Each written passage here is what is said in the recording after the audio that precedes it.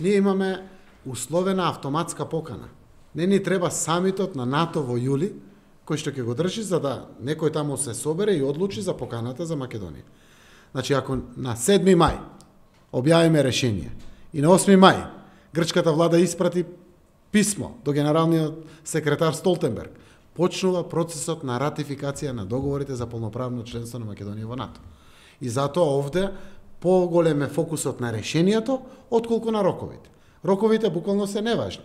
Точно е, веројатно, она што значи процес на ратификација, процес на референдум, со причина ја загрижува грчката влада, министерот Коцијас, и објаснив дека тоа се деталите на тие рамки што ги најави министерот Димитров и Коцијас од Охрид.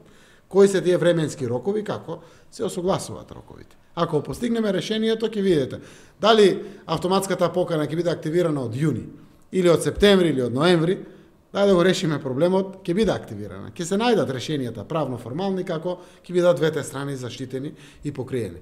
Многу е важно процесот да биде решен за нас пред се заради добивањето на датумот за почеток на преговори со Европската Унија.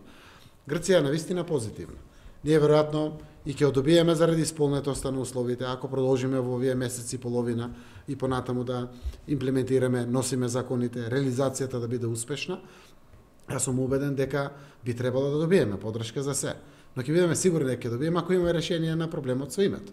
Грција навистина треба да биде дури лидер на Западен Балкан. Таа е најстарата земја членка на Европската Унија, најстарата земја членка на НАТО од Балканот.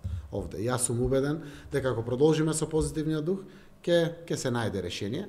Тоа што треба да го знаете сите и вие новинарите кои што го следите прашањето и граѓаните, Македонија има само еден колосек, едно насочна улица, а тоа е градење на пријателство.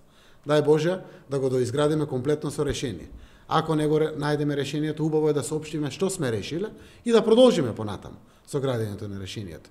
Јас мислам дека сега е вистинскиот момент да се најде решение каде што сите партиципенти во државата би застанале заедно за нешто што е согласно со очувувањето на нашето достоинство и нашиот идентитет, а водејќи грижа и за достоинството секако на грчката страна и нивниот идентитет.